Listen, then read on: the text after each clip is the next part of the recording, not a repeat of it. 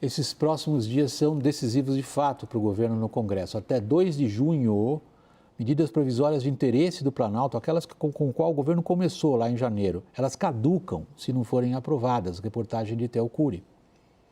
A primeira medida provisória editada pelo atual governo vence no dia 1º de junho. A MP 1154 aumentou o número de ministérios e reestruturou o Poder Executivo, mas o parecer da comissão que analisa o texto sequer foi apresentado. A CNN teve acesso ao relatório, que incorporou outra MP, a do COAF. Mas em uma derrota para o governo, o Conselho deve permanecer no Banco Central e não será realocado para o Ministério da Fazenda.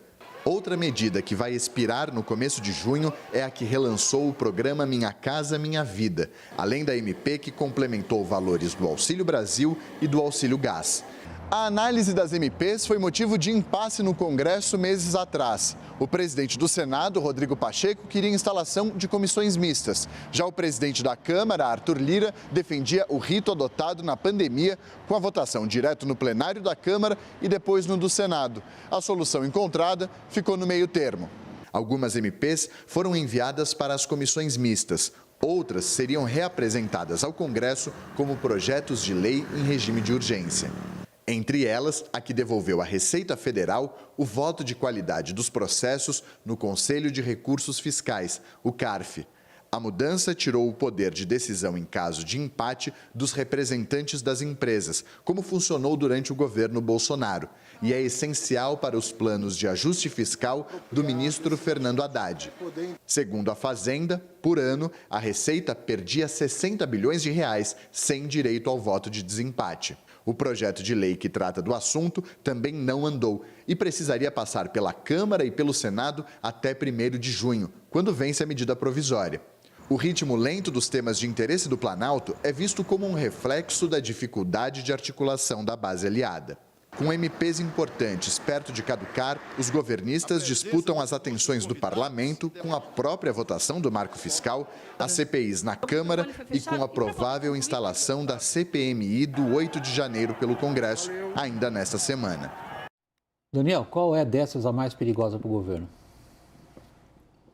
William, tem várias MPs que vão caducar, entre elas a do CARF, acho que essa é a mais importante, e tem outras medidas provisórias que vão passar, e aí a gente pode ficar com uma falsa sensação de que o governo obteve vitórias. A rejeição dessas medidas provisórias não é um cenário plausível. Então, por exemplo, medida provisória que reestrutura o governo todo, reorganiza a esplanada dos ministérios. Se ela vencesse, acabava o Ministério da Fazenda, do Planejamento, o MDIC, e voltava à estrutura anterior do governo Bolsonaro. Isso não vai acontecer, a medida provisória vai passar. A questão é como ela vai passar. E aí tem várias derrotas por dentro do governo. O COAF, que sairia do Banco Central e iria para o Ministério da Fazenda, não vai mais sair, vai ficar no Banco Central. O Ministério do Meio Ambiente de Marina Silva vai ser um pouco desidratado. Então, o Cadastro Ambiental Rural, que é um elemento chave ali do Código Florestal, sai do Ministério do Meio Ambiente e vai para o Ministério da Gestão e da Inovação. Tem outros pontos também ali. Você tem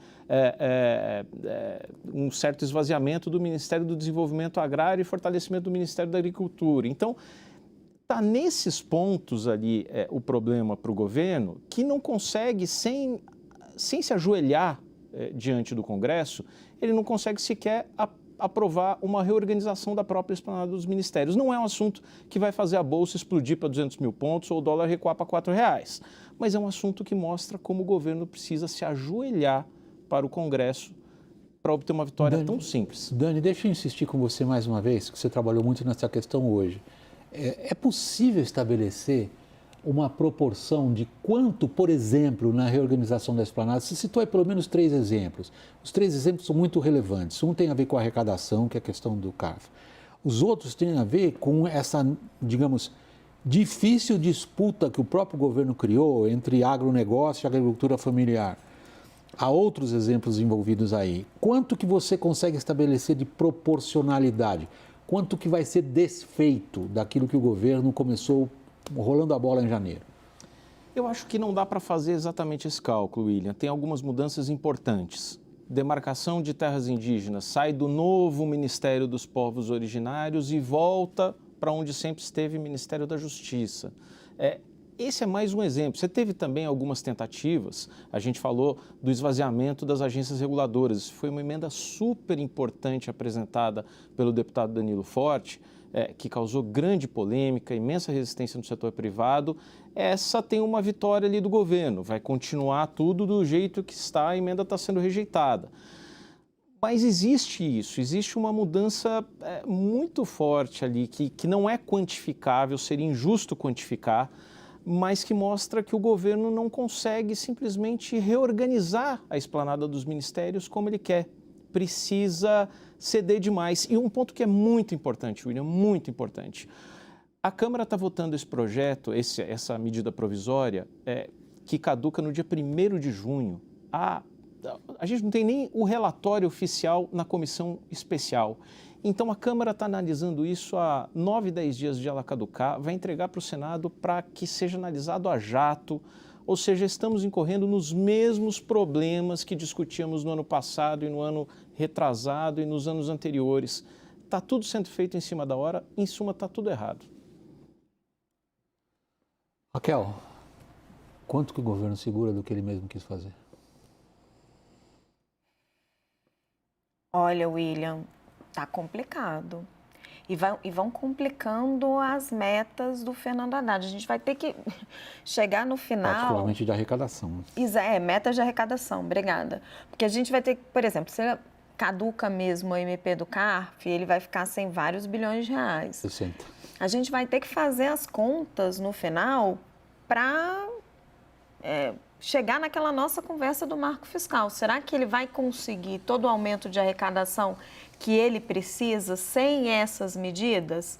Tá? O xadrez está ficando complicado nessa parte da arrecadação, porque você tem... É engraçado que você tem um aumento, um Congresso flexibilizando despesa, você tem o Congresso exigindo mais contrapartidas para o cumprimento da regra fiscal, e isso tudo exige mais arrecadação do governo. Ficar de joelhos foi a expressão usada pelo Daniel. Foi muito contundente? William, esse processo todo agora finalmente chegou a tão esperada data que o governo queria para verificar o tamanho da base aliada. O que ele vai ficar muito claro desse processo, se o governo não percebeu ou tentou contestar esse dado da realidade, que é o crescimento do Congresso Nacional nos últimos anos, está aí a oportunidade. E essa medida provisória que rearranja a esplanada, eu acho ela muito significativa desse processo. Porque a medida provisória, editada acho que dia 1 ou 2 de janeiro. 1º de janeiro. 2 de janeiro, né? 1º de janeiro. 1º de janeiro. É a primeira medida provisória. Ela traz o desenho político que o PT, o Palácio do Planalto e o governo querem da esplanada. Sim, sim.